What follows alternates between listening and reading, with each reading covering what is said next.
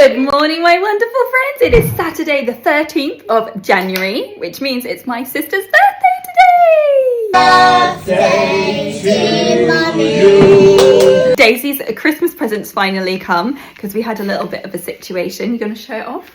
Look at that. How nice is that? I really want one for myself. These white box tracksuits, they're from Australia. A little bit of Australia with me, guys. Yeah, so nice. In last week's video I shared some tips for new wheelchair users, which were quite sort of like emotionally supportive tips and advice, and I asked if you wanted a part 2 on more practical things for new wheelchair users and newly disabled people. So in this video, I thought it would be a really handy video to have where I talk about potential benefits and schemes and things that you may not know about if you're newly disabled that you can apply for. So this video is a little bit like a disability survival guide part 2. We're gonna just have a bit of a cozy day today. We've got bits and bobs planned for the week and I'm excited to take you along. I'm currently making Daisy her favourite breakfast, omelette. I'm a bit of an omelette pro actually. There's Daisy playing with Bindi. Oh.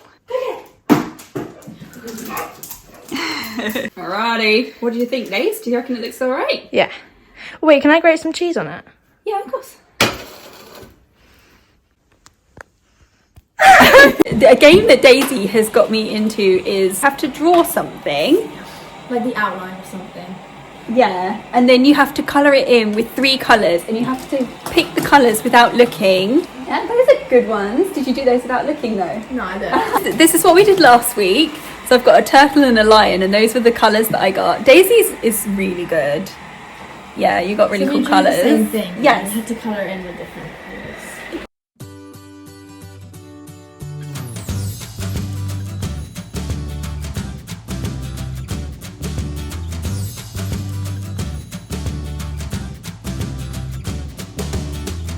That's good, then that's our reference. I don't know if I'm showing it.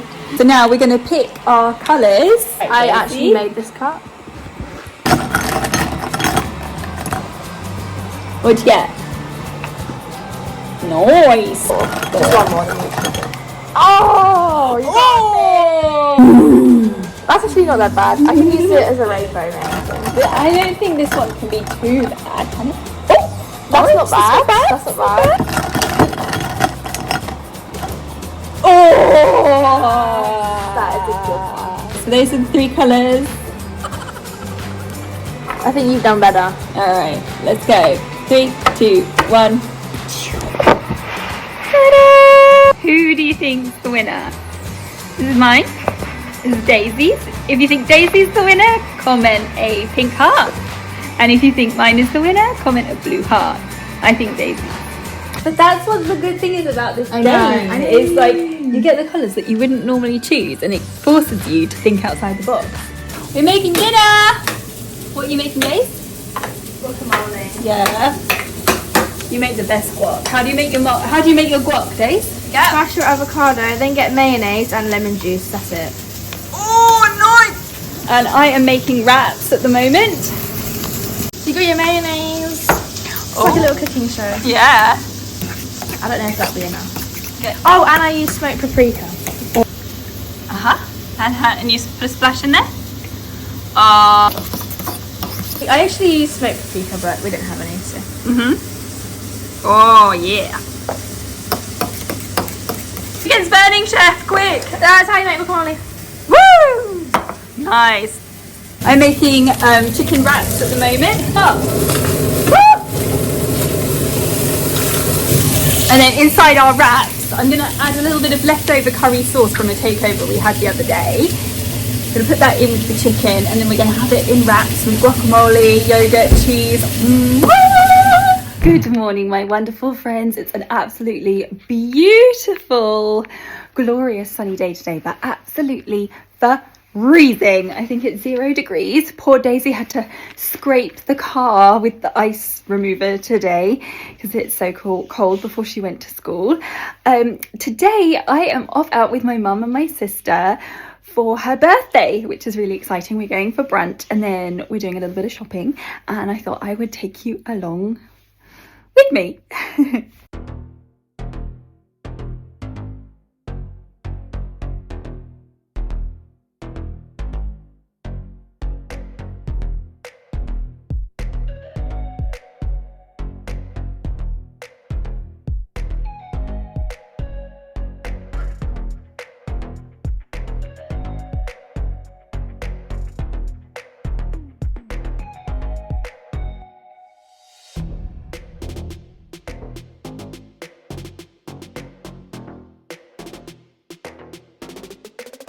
We are in a little town called Horsham, which is about 20 minutes, 30 minutes from Brighton, inland. But it's so quaint. It's very sort of like, they've got like Tudor style, haven't they? Buildings and stuff. Tudor style. Tudor style.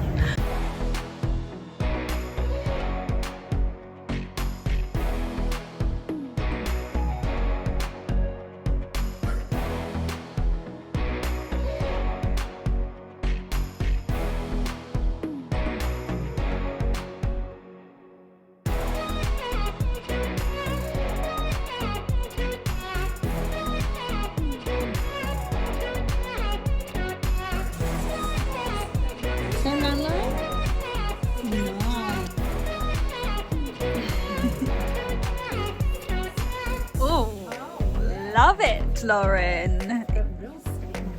Yeah, give us a twirl. That's nice to have that too. My colleagues, yeah, so it's a bit of a wow.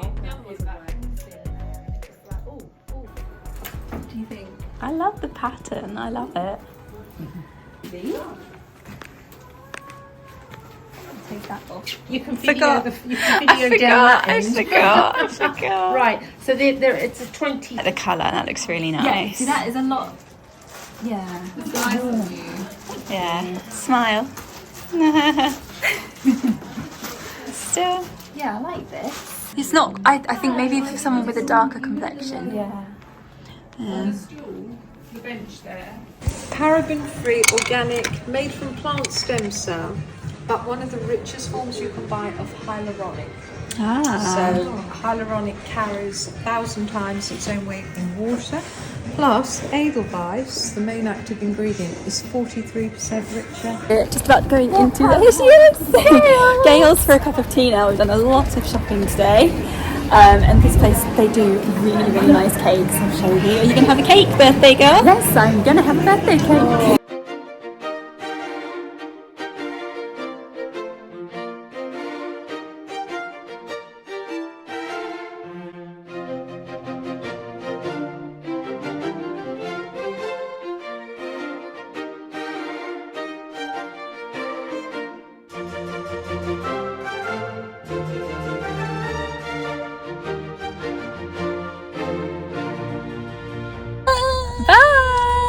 Happy birthday, darling. Love you.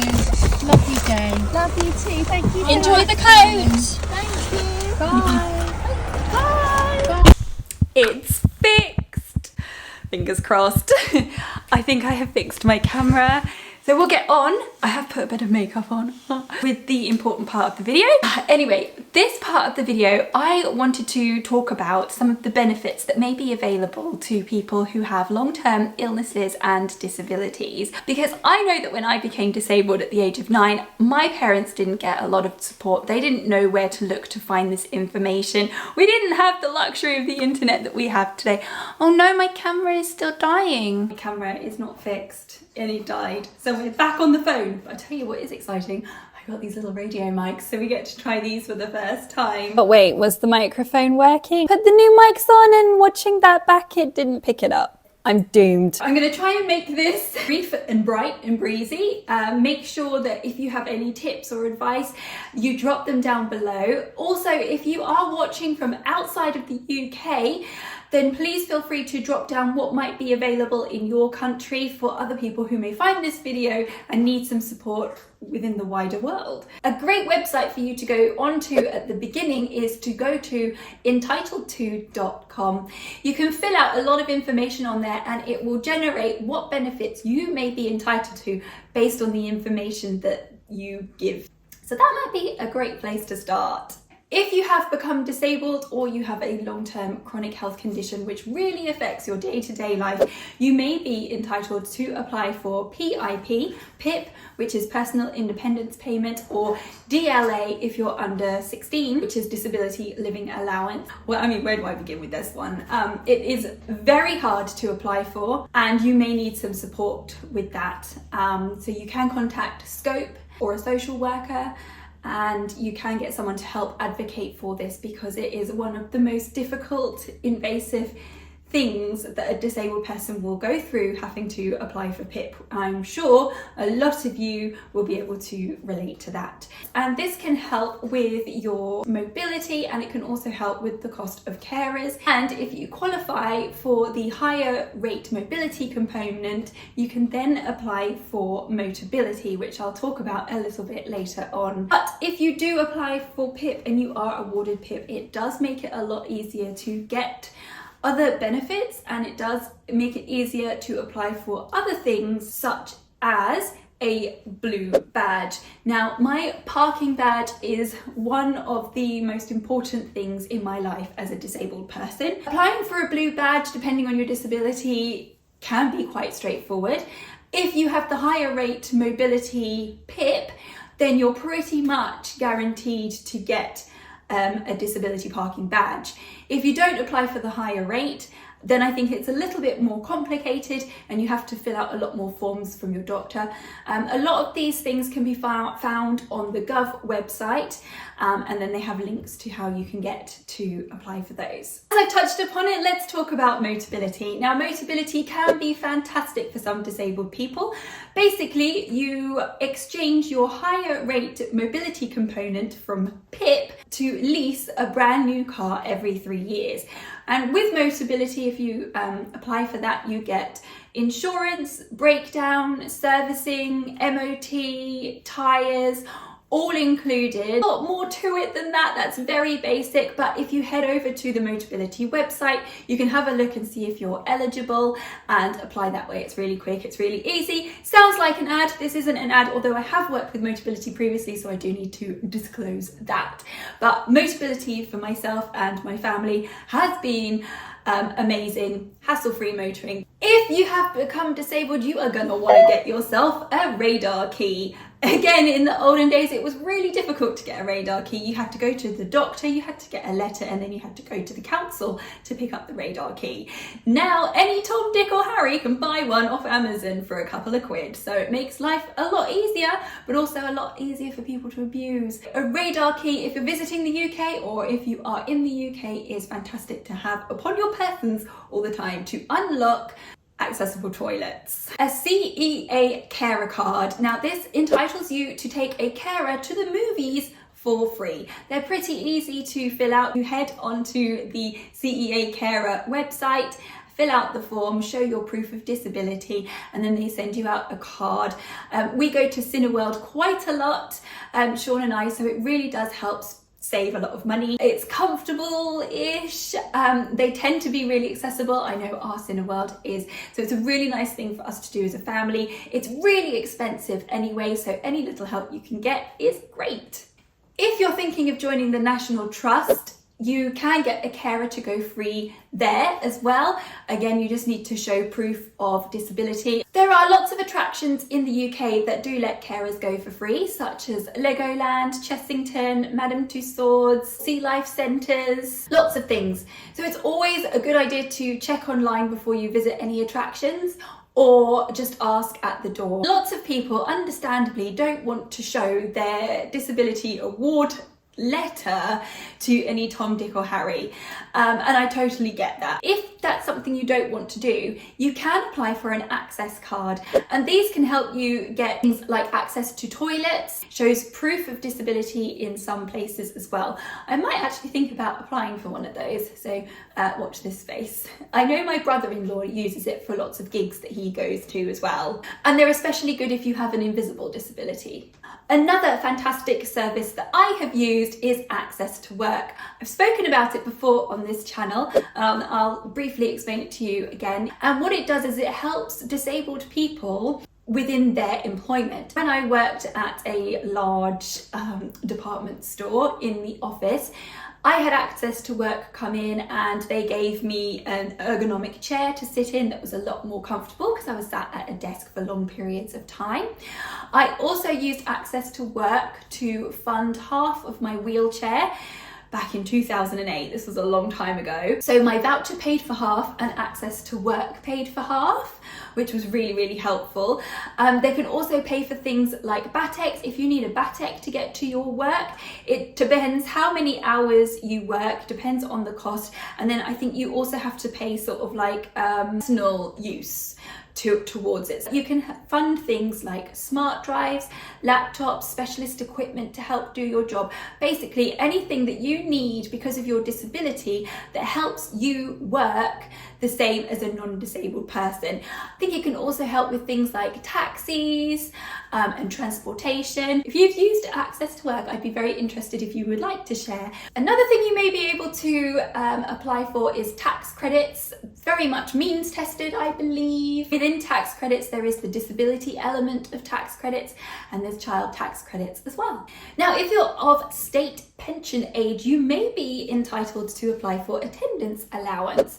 I found a lot of information about this on carers.uk website. It's not based on national insurance or your income or your savings, and it doesn't affect any other benefits. Attendance allowance can be used to help with your care to stay within your home. There is a daytime rate and there's also a nighttime rate as well if you needed care throughout the night. If you are not of state pension age, then it would be best to look into PIP or DLA. If you have a chronic illness or a disability, a personal health budget may be helpful for you. And this is great because it helps you decide where you want to spend that money for your care, not the NHS as they used to do previously. If you head over to nhs.co.uk/personal health budget, you can find out a lot of information about that. Moving on from the personal health budget, there's also the personal wheelchair budget, which I haven't really had any experience with. It used to be the wheelchair voucher scheme, which I have spoken about a lot on this channel, and I have used the wheelchair voucher for most of my wheelchairs, but now that has been changed to wheelchair personal budget. But from my understanding is it works in the same way as the wheelchair voucher scheme did. Basically, it helps you with the cost towards a new wheelchair, whether that your wheelchair is no longer fit for purpose or it is too old and decrepit and broken, and you can use that cost against buying a chair privately. There's a lot more information into it, but please go and check that out if you feel like that can help you. Employment support allowance. You may be able to apply for this if you have a health condition or a disability which affects your ability to work. This can help with living costs, and it can help support you get back into work if that's something you're able to do. You can also maybe apply for universal credit as well. However, if you won't be able to work, i.e. your disability may get worse over time or it's just not going to change over time, then you can apply for the limited capability for work and work-related activity component of that benefit. Basically means you don't have to show that you've been looking for a certain amount of jobs during a certain amount of time or sign in with the job centre. Again, I'm not a benefits advisor, I'm just giving you some options that you can look at. Another thing that may be useful for some of you is direct payments. I found a lot of information about this on Carers UK as well, so head over there if you think that is something you may be interested in. But basically, if you have been assessed by your local authorities and they deem that you need to have care, you can have direct payments, which is then paid, which then gives you the option and the flexibility to arrange your own support and care. These payments can be paid to carers to help support them, such as with respite care or well-being for them directly, or they can be paid to the person who is being cared for to help with their day-to-day lives, such as a PA to help them do shopping, for example. There's also something called disabled student allowance, and this will help students with the cost of equipment that can help them because they have a disability, such as myself with dyslexia. I could maybe apply for buying a new laptop. It can also be used to help with things like scribes in lessons, scribes in exams, people to help you read, and other equipment as well. And at the end of your time studying, you don't need to pay it back. When I was at college, I had someone take notes for me in lessons. I had a scribe in exams, and it was really, really helpful. You may be entitled to cold weather payments, but that will depend on your disability and other benefits. Lots of people like myself who are on PIP or DLA have received winter fuel payments.